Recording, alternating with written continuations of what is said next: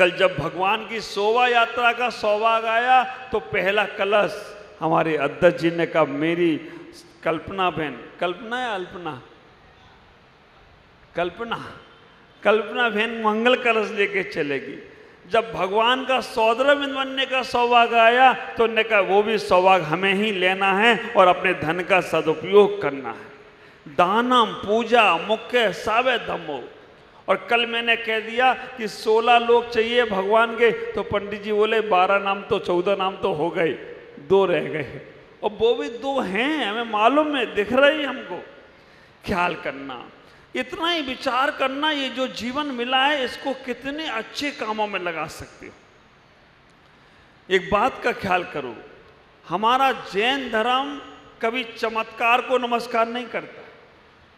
अगर तुम्हारे मन में ये चलता हो कि चमत्कार को नमस्कार, तो कई बार गड़बड़ हो जाता है। चमत्कार को नमस्कार नहीं है। हमारा जैन धर्म वो धर्म है कि नमस्कार ऐसा करता है कि चमत्कार अपने आप हो जाए तो कोई आश्चर्य की बात नहीं। आप उठाकर देखो अपने जैन धर्म के इतिहास को। जैन धर्म में चमत्कार को स्थान ही नहीं है। जैन धर्म में अतिशय को स्थान है।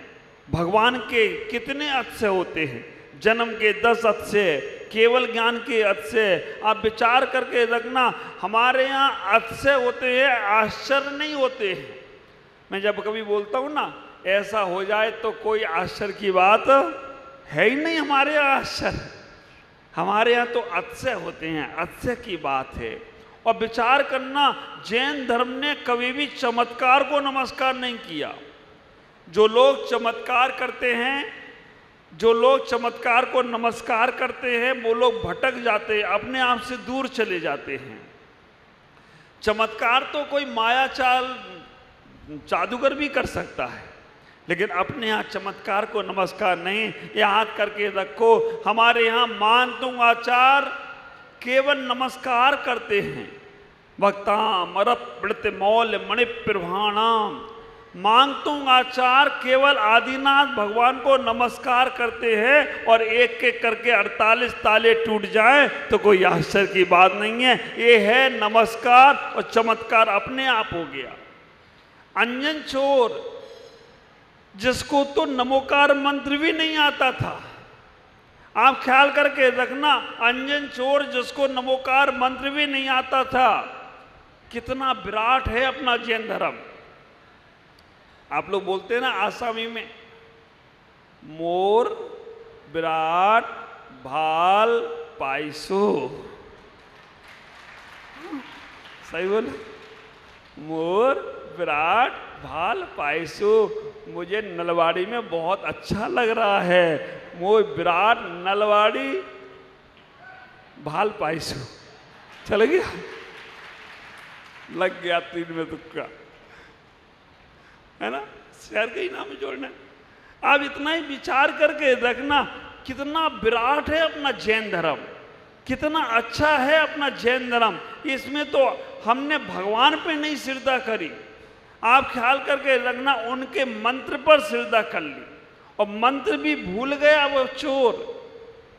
आड़म ताड़म कछु ना जाड़म सेठ बचन प्रमाणम। इतना बोलते ही वो अंजन से निरंजन हो गया हो तो कोई आश्चर्य की बात नहीं है। ख्याल करके रखना, अगर तुमने भगवान की वाणी पर श्रद्धा की तो तुम जरूर कल्याण के पद को प्राप्त करोगे। और तो और इतना विशाल है जैन धर्म कि अगर आप अपने जीवन में सोचना, इतना विशालता को लेकर ये चलता है जैन धर्म कि आपके मन में अच्छे भाव आना शुरू हुए, उसी वक्त तुम्हारा पुण्य बढ़ने लगता है। जब चिंतो तब सहस्त्र फल, लक्का फल गमणेय, और कोटा कोटि अनंत फल जब जिनवर डिठे।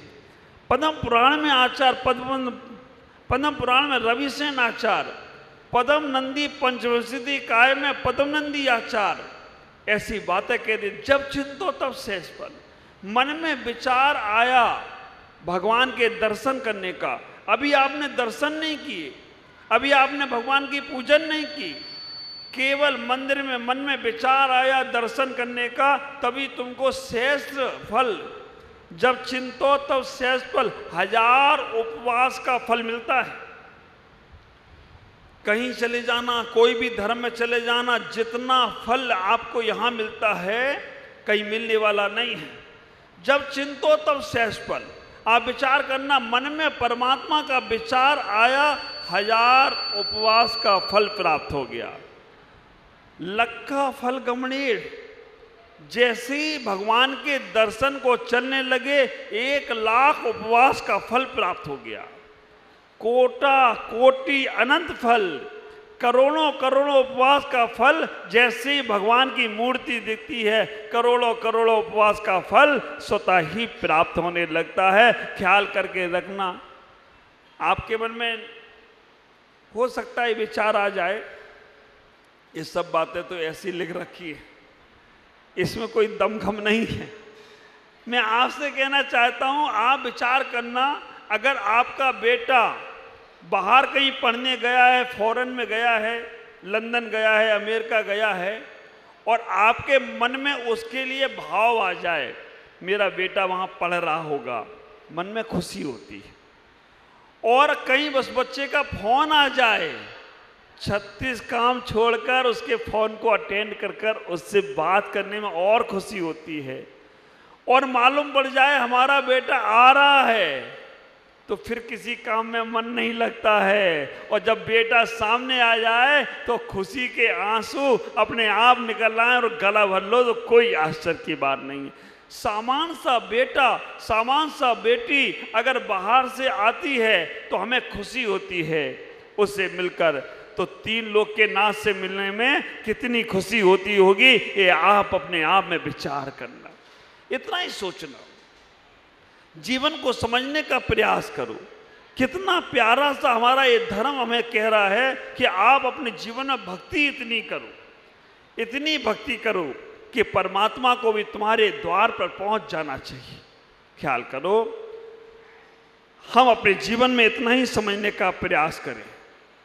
हमारी भक्ति में 3 चीज़ों की आवश्यकता है।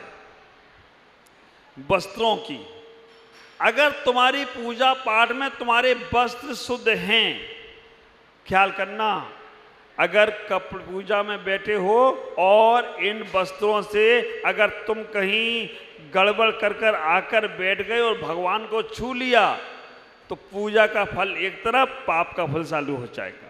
वस्त्रों की शुद्धि, तन की शुद्धि, और तीसरे नंबर पर है भावों की शुद्धि।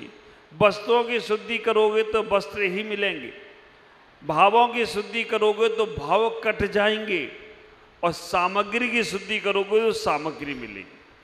हमें अगर संसार चाहिए हो तो संसार की सामग्री को शुद्ध करें। इतना ही विचार करो। बड़े पुण्य से तुम्हें जैन कुल मिला, और जैन कुल के बाद भगवान की भक्ति करने का सौभाग्य मिल रहा है, भगवान की पूजा करने का सौभाग्य मिल रहा है। इस पूजा को हमें छोड़ना नहीं है। हमने कल भी बताया था कि एक मेढक अगर भगवान की भक्ति को जाता है तो वो मेढक भी भगवान की भक्ति करने पहुंच नहीं पाता, उसके पहले उसका मरण होता है, तो वो स्वर्ग में जाकर देव बन जाता है। ख्याल करो, हमारी भक्ति भी ऐसी होना चाहिए। हम अपने जीवन में उस भक्ति को करने का प्रयास करें, इतना समझने का प्रयास करें कि वो भक्ति में कहीं भी राग द्वेष नहीं होना चाहिए। हमें भगवान की भक्ति करने में कहीं भी हमारे संसार की चाह नहीं होना चाहिए। संसार की इच्छाओं की हमारी चाह खत्म हो जाना चाहिए।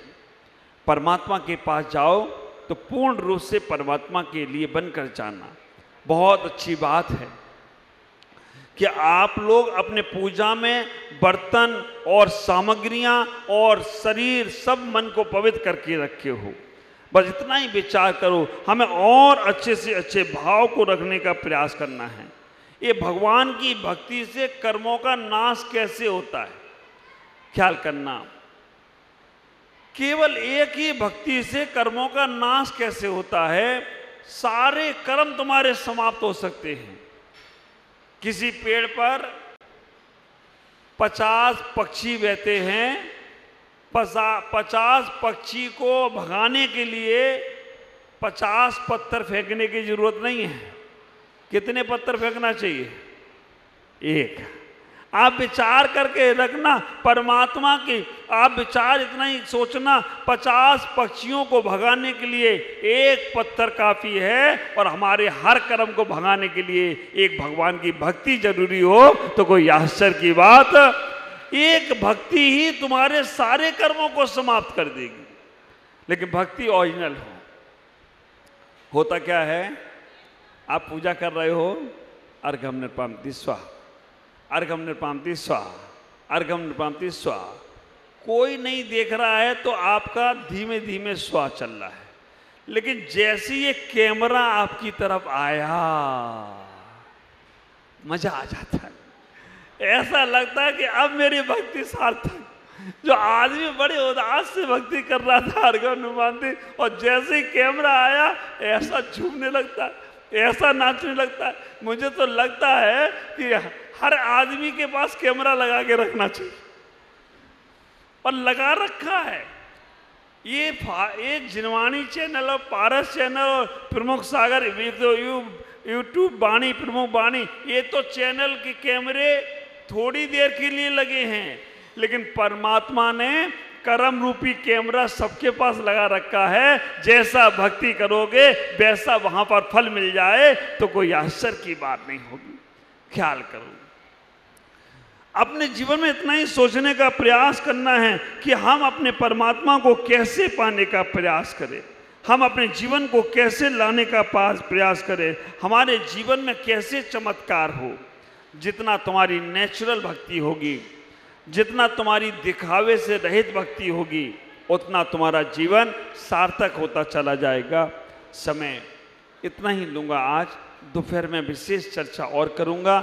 आज इतना ही कहूँगा कि भक्ति में भगवान से कुछ मांगना नहीं, भगवान को समर्पित कर देना, और कहना ही है तो भगवान से इतना ही कहना, हे भगवान जो तुमने पाया है ना वो मुझे मिल जाए, मुझे और कुछ नहीं चाहिए, संसार नहीं चाहिए भगवान, बहुत देख लिया संसार, अब तो मुझे जो तुमने पाया है बस वे मुझे मिल जाए। हे भगवान, मैं सुंदर रूप को पाऊं या ना पाऊं, लेकिन सुंदर स्वभाव को पाऊं। ख्याल करके रखना, सुंदर स्वभाव अगर आपका है, नेचर आपका अच्छा है, व्यवहार आपका अच्छा है, तो भगवान नाचते गाते तुम्हारे घर आ जाया करता है। आज इतना ही, आपकी भक्ति रंग लाई और परमात्मा के रंग में आप चढ़ें। इन्हीं पुनीत भावनाओं के साथ मैं अपनी वाणी को विराम देता हूँ। ओम नमः।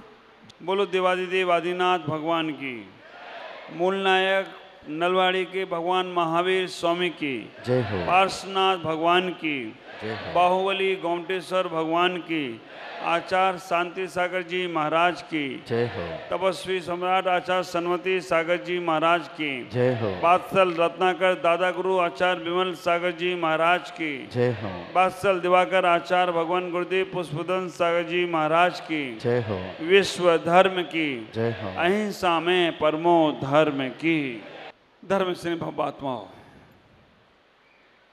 अब आप बताइएगा, आपका जो ये माहौल चल रहा है ये किसी पंचकल्याणक से कम वाला माहौल नहीं चल रहा है।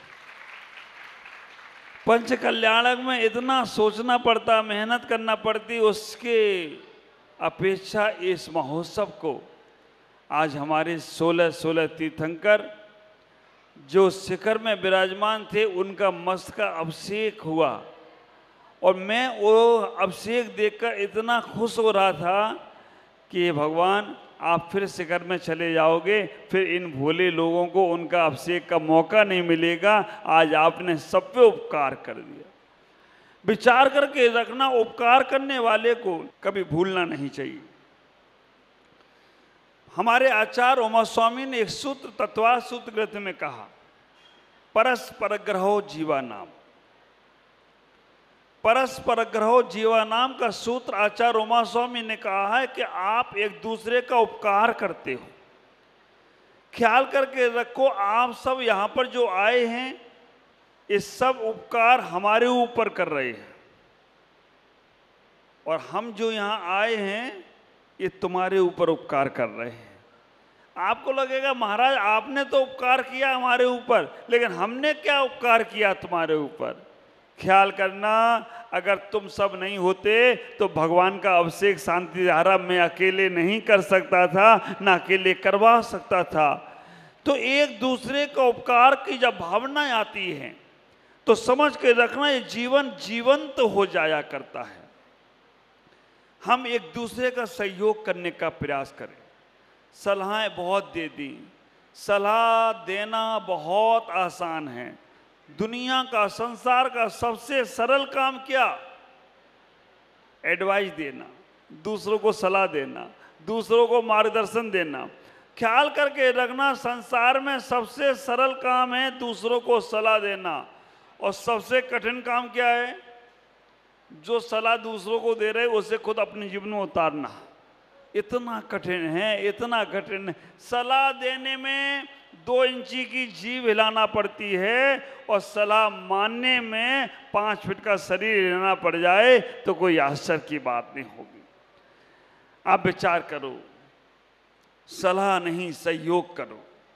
अगर आप घर में एक दूसरे का सहयोग करते हैं, एक दूसरे का उपकार करते हैं, एक दूसरे की मदद करते हैं, एक दूसरे का अगर व्यवहार करते हैं, तो ख्याल करके रखना, हमारे तीर्थंकरों ने जो तीर्थंकर प्रकृति का बंध किया वो केवल सहयोग से किया, केवल उन्होंने उपकार से किया।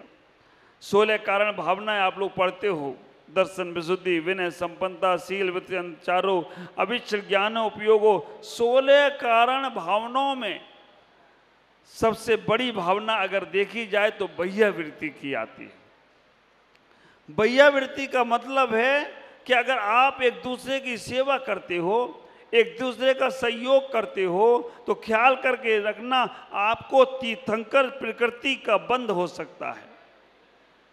कितना अच्छा माहौल लग रहा था। ऐसा लग रहा था कि नलवाड़ी में पर्यूषण पर्व शुरू हो गया है और पर्यूषण की पूजा चल रही हो, तो कोई आश्चर्य की बात नहीं है। पर्यूषण जैसा माहौल बन गया, और ये हुआ सब एक दूसरे के सहयोग से। मैं आता, 4 दिन रुकता नलवाड़ी और चला जाता, लेकिन आप लोगों की भावनाएं आ गई।